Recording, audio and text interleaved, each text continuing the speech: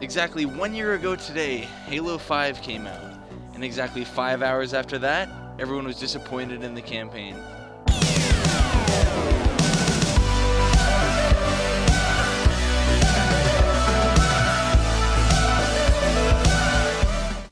The only reason I bought Halo 5 was for the campaign.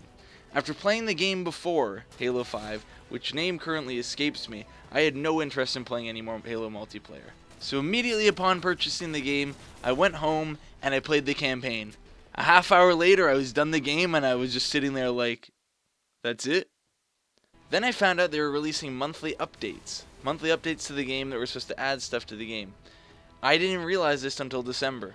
The first month we got some shit or something with a woodland mongoose, but then we moved on to December. December is when Cartographer's Gift came out. That's when they remade the Silent Cartographer and put it in the game.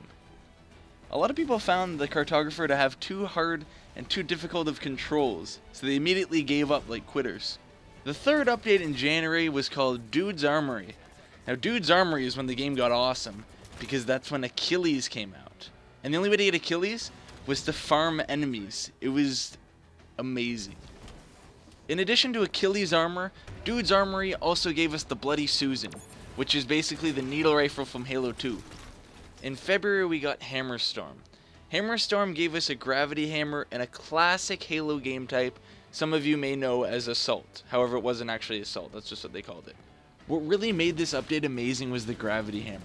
Now in previous games, when you hit someone with a gravity hammer, they'd go maybe 5 feet and then just fall to the ground. But now, in Halo 5, when you hit someone with a gravity hammer, they die in real life. On to the next update in March. This one was called Ghosts of Meridian. Now Ghosts of Meridian I don't actually think added anything to the game. I think all it did was ruin the ability to play custom games. So that was a really fun month. April was the Memories of Reach update.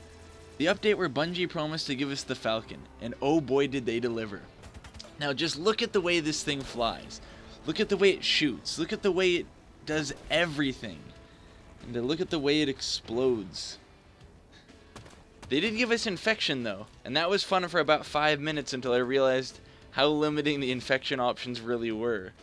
We also got the Skullface helmet, which in all honesty is pretty badass. The next update was called Hog Wild, and it gave us the Go Really Fast Warthog. In June they gave us our final monthly update. It was called Warzone Firefight, and it actually gave us a lot of content that I quite enjoyed. Up until this point in Halo 5's life, I never really considered Halo 5 a complete game, but with the release of Firefight and everything else that had come out over the few months, I actually would consider this a full game at this point. Everything else we've gotten after this is just bonus, however they are adding a lot of bugs that make it actually hard to enjoy the game.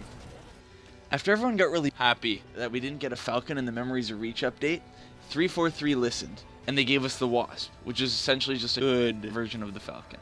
There was no more confirmation of whether we were getting more updates or not, until about September 7th. They did confirm that we're getting another update on September 8th. That gave us the content browser. You know, the thing that makes it so you can no longer view more than 12 files. And that brings us to where we are today. Wondering when our bugs are going to get fixed, what's going to be in the next update, and when it will be.